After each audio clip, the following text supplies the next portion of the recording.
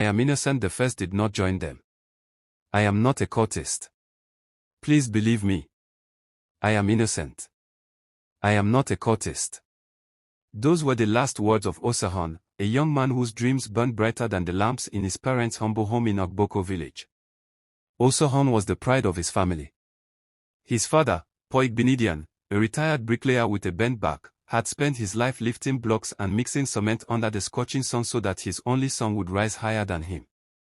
His mother, Mama Osahon, was a petty trader who counted her coins carefully at the end of each market day, saving little by little. Their house was small but filled with hope. When Osahon received his admission letter to Benin Heights University, the compound erupted with joy. Neighbors danced, drummers played, and Mama Osahon declared proudly, "Our son will be the first in this family to wear gown and cap." But beneath the joy lay a whisper of fear. That night, Poigbinidian called his son aside. His hands trembled as he pointed at him. "Osahon, you are my only son.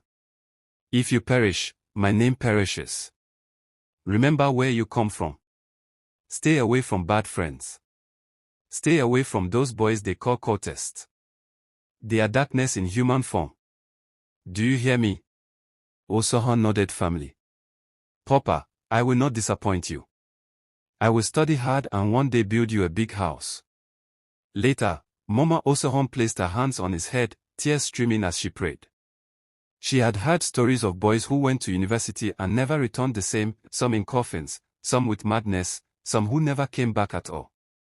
When Osahon left for school, she followed him to the bus park, waving her wrapper as the vehicle drove off. "Osahon, remember home. Remember your mother's prayers." A new world. The university was a world of noise and color. Music poured from hostel windows, students with dreadlocks strutted about with expensive phones that shone like torches. Freedom filled the air, but so did danger. At first, Osahon focused on his studies.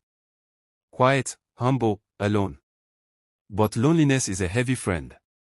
He often sat alone in the cafeteria, watching laughter he couldn't share. That was where he first noticed them, a group of boys who moved like they owned the ground. People stepped aside when they passed. They spoke with confidence, dressed sharply, and carried an aura of power. The tallest among them, Eromasil, noticed Osahon's isolation. Eromasil was a known member of the Nighthawks confraternity, a name that carried both fear and respect. "Brother, why are you always alone?" Eromasil asked one evening, draping an arm across Osahon's shoulder. "You look like someone who needs family." "Nobody survives here without family." "I'm fine," Osahon replied nervously. "I just came here to study." Eromasil laughed. "Books are good, but books won't protect you when enemies come. Look at us, we are Nighthawks. When we fly, the campus trembles." From that day, they began to draw Osahon into their circle. He sat with them, shared drinks, and joined their laughter. In his heart, he told himself, "I'm not one of them." But little by little, his shadow merged with theirs. The shadows of the night. By day, the campus seemed normal. But when the sun set and darkness fell, fear took over. Students whispered of fights between rival cults, the Bloody Vultures, the Black Cobras, and the Iron Fangs. One night, Eromasil told him, "Osahon, follow us. There's something you must see." They walked out of the campus gate to a bush path. In the distance, fire burned. Men stood half naked, their bodies painted with white chalk and ashes, red cloths tied around their heads. Some held bottles, others cutlasses. They chanted, "Nighthawk. Nighthawk.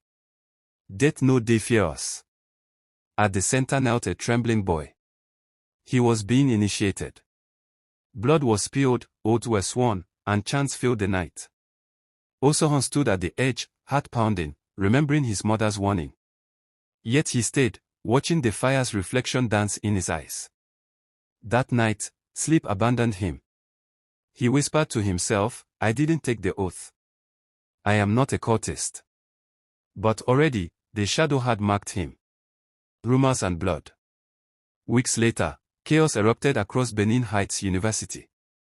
Rival cults clashed. Machetes flashed. Students screamed. Though Osohan never fought, he was seen among the Nighthawks laughing with them, running with them. His name began to circulate in whispers. Even lecturers looked at him differently. When one student was killed in a library fight, Osohan's face was spotted in the crowd. Fear turned to suspicion. Innocence turned to guilt by association. Then came a day students would call Black Wednesday. A rumor spread that Nighthawks had killed 2 black cobras near the university gate. By evening, the whole campus exploded in violence. A rumor seal burst into Osohan's hostel. Move. The bloody vultures are coming. They ran through the darkness. Screams. Blood. Chaos. And then a body fell. Someone pointed at Osohan. That one. He is a cultist. Catch him. No. I am not a cultist. Osohan cried, but the mob had already decided. They chased him, shouting, cultist. Killer. He ran until his legs burned, until his slippers flew off. He fell near the school gate, surrounded by angry students.